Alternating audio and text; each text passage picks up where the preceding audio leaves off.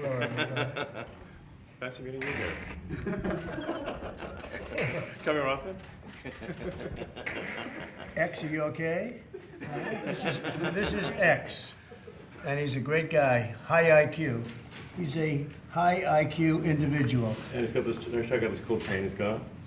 So thank you very much. We had a busy day today. The king just left, and we've had a great discussion, terrific discussion concerning Gaza and everything else. We had discussions also about Saturday at 12 o'clock. It's going to be a big moment. We'll see what happens. I don't expect much happening with these people, but we'll see what happens. And we're going to be signing a very important deal today. It's DOGE, and I'm going to ask Elon to tell you a little bit about it and some of the things that we found, which are shocking. Billions and billions of dollars in waste, fraud, and abuse. And I think it's very important. And that's one of the reasons I got elected. I said, we're going to do that. Nobody had any idea it was that bad, that sick, and that corrupt. And it seems hard to believe that judges want to try and stop us from looking for corruption, especially when we found hundreds of millions of dollars worth, much more than that, in just a short period of time. And we want to weed out the corruption. And it seems hard to believe that a judge could say, we don't want you to do that. Well, so maybe we have to look at the judges, because that's a very serious, I think it's a very serious violation. I'll ask Elon Musk to say a few words, and we'll take some questions. Elon, go ahead. Sure. So at a high level, if you say, what is the goal of DOGE, and I think a significant part of the presidency is to restore democracy. This may seem like, well, aren't we in a democracy? Well, if you don't have a feedback loop, okay, X, we'd have to, if you sorry. So, tell you, gravitas can be difficult sometimes. If there's not a good feedback loop from the people to the government, and if you have rule of the bureaucrat, if the bureaucracy is in charge, and then what meaning does democracy actually have? If the people cannot vote and have their will be decided by their elected representatives in the form of the president and the Senate and the House, then we don't live in a democracy. We live in a bureaucracy. So it's incredibly important that we close that feedback loop, we fix that feedback loop, and that the public's elected representatives, the president, the House, and the Senate, decide what happens, as opposed to a large unelected bureaucracy. This is not to say that there are good people who are in the federal bureaucracy, but you can't have an autonomous federal bureaucracy. You have to have one that is responsive to the people. That's the whole point of a democracy. And if you looked at this, if you looked at the founders today and said, what do you think of the way things have turned out? Well, we have this unelected, fourth unconstitutional branch of government, which is the bureaucracy, which has, in a lot of ways, currently more power than any elected representative. And this is not something that people want, and it does not match the will of the people. So it's just something we've got to fix. And then we've also got to address the deficit. So we've got a $2 trillion deficit, and if we don't do something about this deficit, the country's going bankrupt.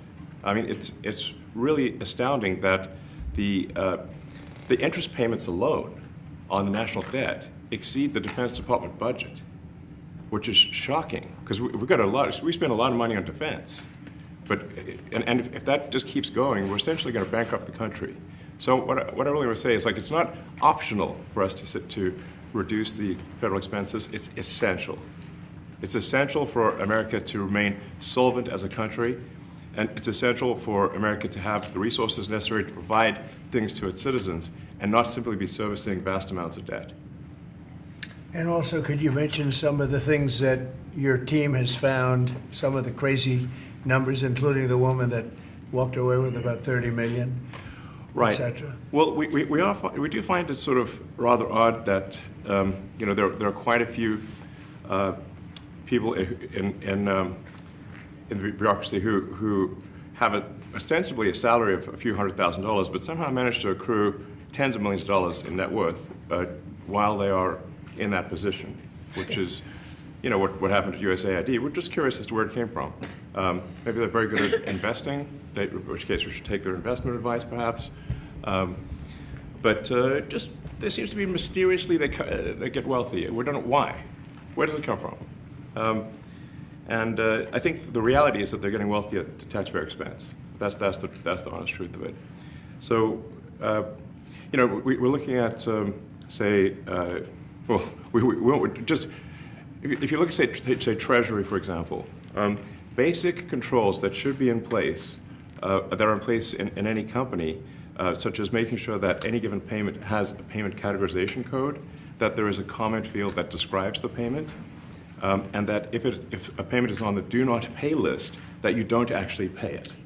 None of those things are true currently. So the reason that departments can't pass audits is because the payments don't have a categorization code. It's like just a massive number of blank checks just flying out the building. So you can't reconcile blank checks. You've got comment fields that are also blank, so you don't know why the payment was made. And then we've got this truly absurd, a do not pay list, which can take up to a year for an organization to get on a do not pay list.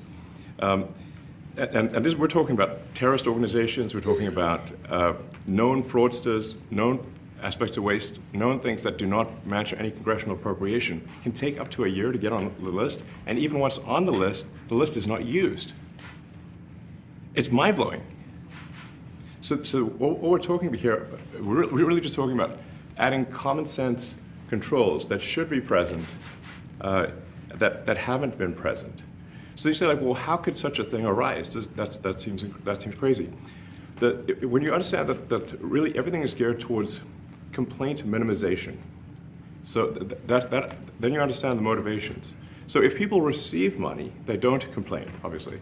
But if people don't receive money, they do complain. And the fraudsters complain the loudest and the fastest. So then when you understand that, then it makes sense. Oh, that's why everything they approve all the payments at Treasury. Because if you approve all the payments, you don't get complaints.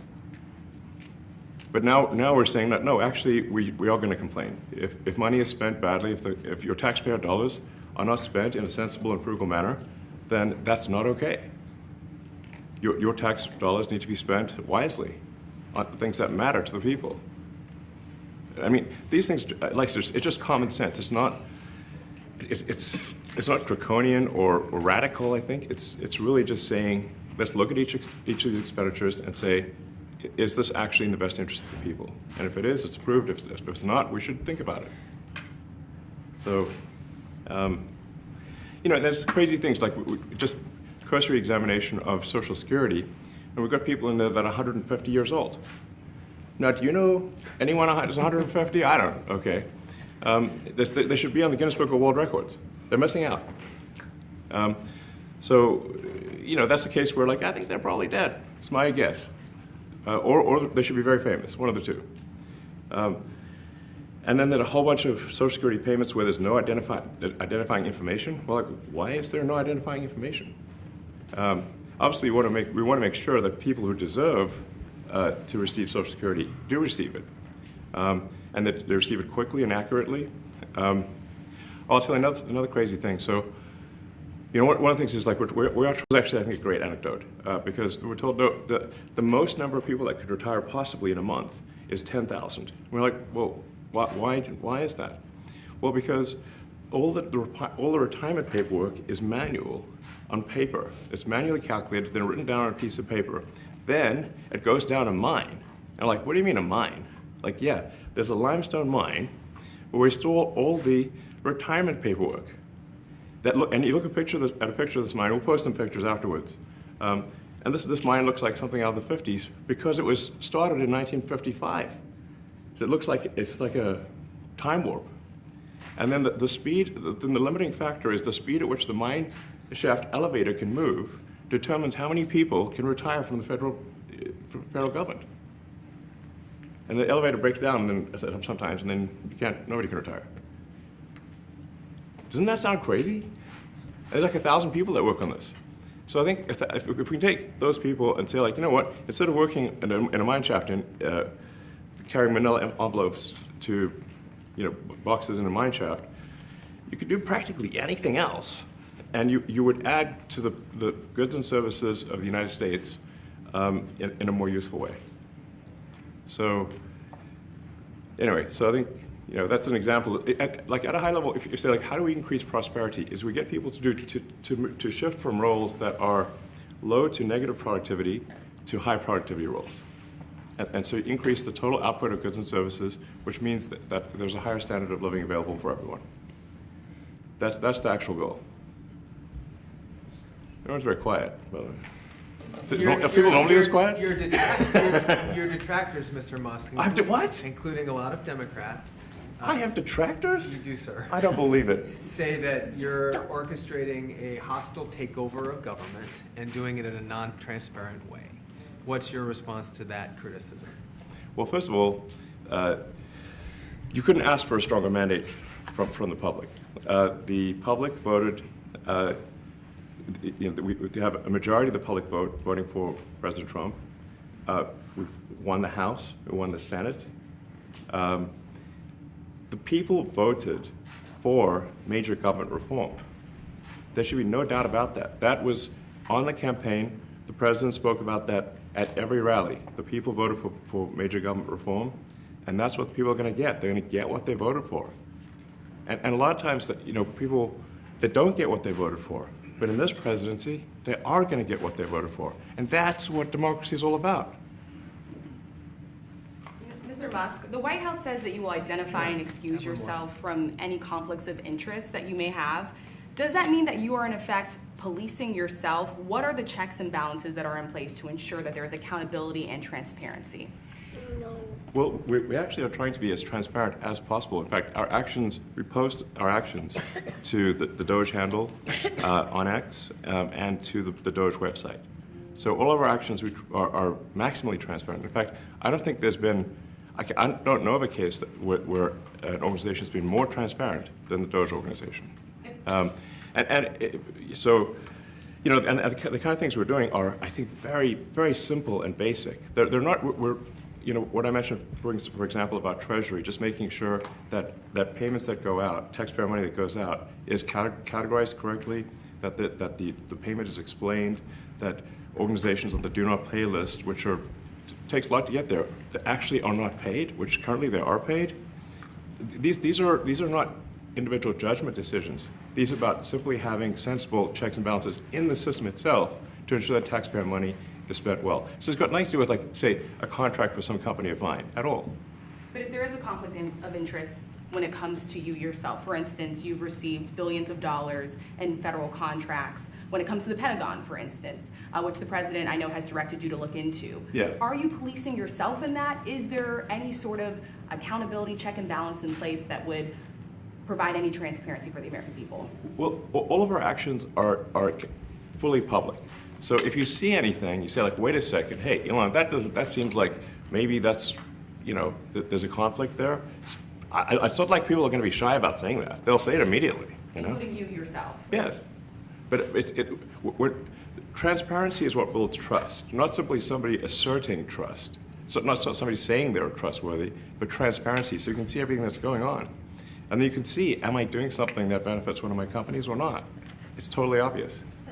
And if we thought that, we would not let him do that segment or look in that area if we thought there was a lack of transparency or a conflict of interest. And we watched that also. He's a big businessman. He's a successful guy. That's why we want him doing this. We don't want an unsuccessful guy doing this. Now, one thing also that Elon hasn't really mentioned are the groups of people that are getting some of these payments. They're ridiculous. And we're talking about billions of dollars that we've already found. We found fraud and abuse. I would say those two words as opposed to the third word that I usually use, but in this case, fraud and abuse. It's abusive because most of these things are virtually made up, or certainly money shouldn't be sent to them. And you know what I'm talking about. It's crazy. So, but we're talking about tens of billions of dollars that we've already found.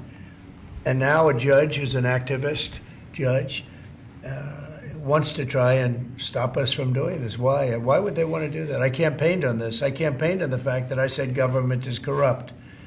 And it is very corrupt. It's very, very, it's also foolish. As an example, a man has a contract for 3 months and the contract ends, but they keep paying him for the next 20 years, because nobody ends a contract. You get a lot of that. You have a contract that's a 3-month contract. Now, normally, if you're in a small, in all fairness, it's the size of this thing is so big. Yeah. But if you have a contract and you're in a regular business, you end the contract in 3 months. It's a consultant. Here's a contract for 3 months, but it goes on for 20 years. And the guy doesn't say that he got money for 20 years, They don't say it. They just keep getting checks month after month. And you have various things like that, and even much worse than that, actually, much worse. And I guess you call that incompetence, maybe. Yeah. It could be corruption. It could be a deal's made on both sides, where the guy gets the money, he kicks. I think there's a lot of kickback here. I see a lot of kickback here. There's a lot of kickbacks. A tremendous kickback, because nobody could be so stupid to give out some of these contracts. Yes. So he has to get a kickback. So that's what I got elected for, that and borders and military and a lot of things, but this is a big part of it. And I hope that the court system is going to allow us to do what we have to do. We got elected to among other things, find all of this fraud, abuse, all of this horrible stuff going on. And we've already found billions of dollars, not like a little bit, billions, many billions of dollars. And when you get down to it, it's going to be probably close to $1 trillion. It could be close to $1 trillion that we're going to find. That will have quite an impact on the budget. And you'll go to a judge where they handpick a judge, and he has certain leanings. I'm not knocking anybody for that, but he has certain leanings. And he wants us to stop looking. How do you stop looking? I mean, we've already found it. We have a case in New York where a hotel has paid $59 million, $59 million because it's housing migrants, illegal migrants, all illegal, I believe. And they were being paid twice the normal room rate at 100% occupancy. Unbelievable. So it's a racket. Mr. Musk, can I ask a question? You Well, said if I may sort of just going for the president's comments, at a high level, you say, well, what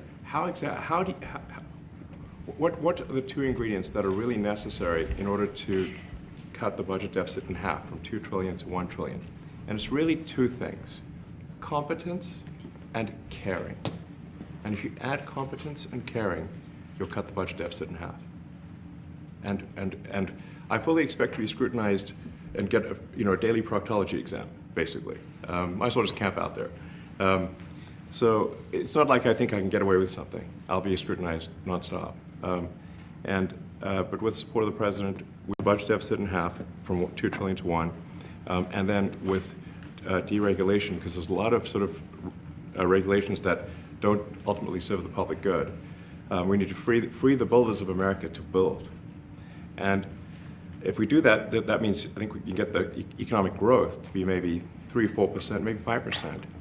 And that means if you can get $1 trillion of economic growth and you can cut the budget deficit by $1 trillion, between now and next year, there is no inflation. There's no inflation in 26. And if the government is not borrowing as much, it means that interest costs decline. So everyone's, the mortgage, their car payment, their credit card bills, anything, their student debt, the monthly payments drop. That's a fantastic scenario for the average American. I mean, imagine they're going down the grocery aisle and the prices from one year to the next are the same, and their mortgage, all their debt payments dropped. How great is that for the average American? We had That's no what we're idea. We had no idea we were going to find this much, and it's open. It's not like complicated. It's not simple that complicated. stuff. It's like, a lot of work. We Yeah. can't believe it. A lot of work. A lot of smart people involved. Very, very smart people. But you're talking about anywhere maybe $500 billion. It's crazy the kind of numbers you're talking really crazy. about. Normally when you're looking at something, you'll find you're looking for 1 out of 100. Here you're almost reversing it. You look for one that's good. Yeah. And you can look at the title and you say, why are we doing this? Why are we doing that? And the public gets it. You know, the public gets it. You've seen the polls. The public is saying, why are we paying all this money? This for years, this has gone on. Mr. Musk, President you Trump, said Senator, Yeah, go ahead. Wait, go ahead. Senator Rand Paul today said that DOGE cuts will ultimately need a vote in Congress. Do you agree with that? Is that the plan? I really don't know. I know this. We're finding tremendous fraud and tremendous abuse. If I need a vote of Congress to find fraud and abuse, it's fine with me. I think we'll get the vote, although there'll be some people that wouldn't vote. And how could a judge want to hold us back from finding all of this fraud and finding all of this incompetence? Why would that happen? Why would even Congress want to do that? Now, Congress, if we do need a vote, I think we'd get a very easy vote because we have a track record now. We've already found billions of dollars of abuse, incompetence, and corruption.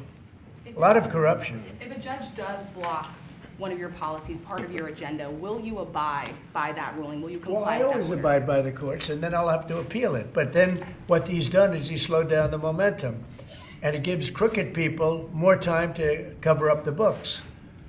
You know, if a person's crooked and they get caught, other people see that, and all of a sudden it becomes harder later on. So, yeah, the answer is I always abide by the courts, always abide by them, and will appeal. But appeals take a long time, and I would hope that a judge, if you go into a judge and you show him, here's a corrupt situation, we have a check to be sent, but we found it to be corrupt. Do you want us to send this corrupt check to a person, or do you want us not to give it and give it back to the taxpayer?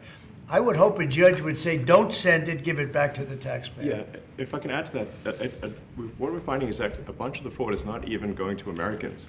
So I think we can all agree that if there's going to be fraud, it should at least go to Americans.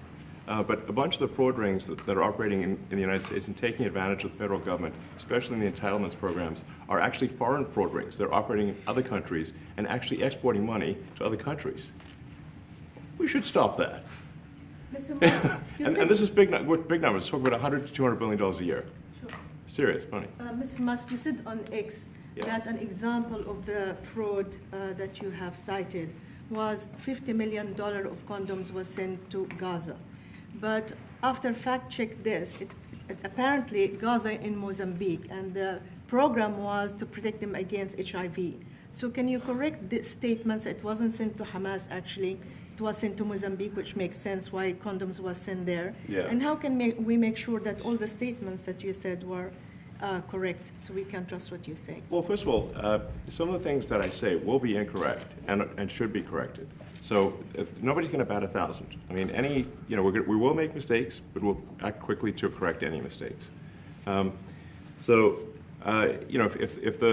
not sure we should be sending $50 million worth of condoms to anywhere, frankly. I'm not sure that's something Americans would be really excited about. And that is really an enormous number of condoms, if you think about it.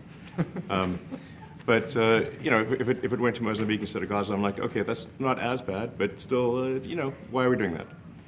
Mr. Musk, can you talk a little bit about how closely you're working with agency heads as you're directing these cuts? Do they have how much input do agency heads have when you're making these decisions? Yeah, we work closely with the agency heads, there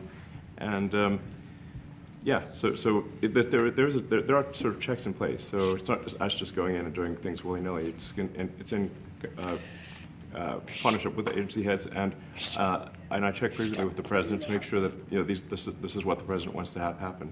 So we talk almost every day, and I double check things to make sure, is this something, Mr. President, you want us to do this? Then we'll do it. USAID has been one of your main targets. Are you concerned at all that some of the cuts or that shutting that agency altogether may lead to diseases or other bigger problems starting in other countries that then come to the United States? Yeah, so that's an interesting example. So that's something where we work closely with the State Department and Secretary Rubio. And we have, for example, turned on funding for Ebola prevention and for HIV prevention. You left that, you said? Yes, correct. And we are moving fast, so we will make mistakes, but we'll also fix the mistakes very quickly. So, do you see it as a worthy cause, USAID? I think that there are some worthy things, but overall, if you say what is the bang for the buck, I would say it was not very good. And there was far too much of what USAID was doing was influencing elections in ways that I think were dubious and do not stand the light of day. I can just ask a follow-up to the Pentagon contracts. If you have received billions of dollars in contracts from the Pentagon, and the president's directing you to look into the Department of Defense, is Yes, that which we a definitely need conflict to of do and interest? are going to do at the president's request. Does that present a conflict of interest for you? No, because you'd have to look at the individual contract and say, first of all, I'm not the one, filing the contract. It's people at SpaceX or someone who will be putting for the contract. And I'd like to say, if you see any contract where where it was awarded to SpaceX and it wasn't by far the best value for money for the taxpayer, let me know, because every one of them was. The president said the other day that you might look at treasuries. Could you explain that a little bit? What kind of fraud, and that question goes to both of you, what kind of fraud are you expecting to see or do you see right now in U.S. treasuries? Yeah, I think you mean the Treasury Department as opposed to Treasury bills. Or You also referenced treasuries on Air Force One the other night. Go ahead. well, as I mentioned earlier, really the first order of business is to make sure we're actually collecting. Sorry for this. I thought my son might enjoy this, but he's sticking his fingers in my ears and stuff. So it's a bit hard to hear some. The stuff we're doing with the Treasury Department is so basic that you can't believe it doesn't exist already. So for example, like I mentioned, just making sure that when a payment goes out, it has to have a payment categorization code. It's like, what type of payment is this? You can't just leave the field blank. Currently, many payments, the field is left blank. And you have to describe what's the payment for, some basic rationalization. That also is left blank. So this is why, the Pentagon, when's the last time the Pentagon passed an audit? I mean, a decade ago, maybe? Ever? Really? And we want to, just in order to actually pass audits, you have to have financial information that allows you to trace the payments. And once in a while, the Treasury has to pause payments if it thinks the payment is going to a fraudulent organization. If a company or an organization is on a do not pay list, we should not pay it. I'm sure you would agree. Like, if it's quite hard to get on that payment, the do not pay list, it means that this is someone that is just, it's like dead people, terrorists, known fraudsters, that kind of thing. We should not pay them. But currently we do, which is crazy. We should stop that. Many transactions. And by the way, hundreds, thousands of transactions like that. We have a big team. And for the sake of the country, I hope that the person that's in charge and the other people that report to me that are in charge are allowed to do the right thing, namely make sure everything's honest, legitimate, and competent. But we're looking at just, when you look at USAID, that's one. We're going to look at the military. We're going to look at education. They're much bigger areas. But the USAID is really corrupt. I'll tell you, it's corrupt. It's incompetent, and it's really corrupt. And I can't imagine a judge saying, well, it may be corrupt, but you don't have the right. You got elected to look over the country and to, as we say, make America great again, but you don't have the right to go and look and see whether or not things are right that they're paying or that things are honest that they're paying. And nobody can even believe this. Other people, law professors, they've been saying, how can you take that person's right away? You're supposed to be running the country, but we're not allowed to look at who they're paying it to and what they're paying. We have massive amounts of fraud that we caught. I think we probably caught way over a lot of billions of dollars already in, 2 weeks? Yes. And it's going to go to numbers that you're not going to believe. And much, as I said, much is incompetence and much is dishonesty. We have to catch it. And the only way we're going to catch it is to look for it. And if a judge is going to say you're not allowed to look for it, that's pretty sad for our country. I don't understand how it could even work. On the buyout program, can you personally guarantee that? Which one? The buyout program, the operative federal workers.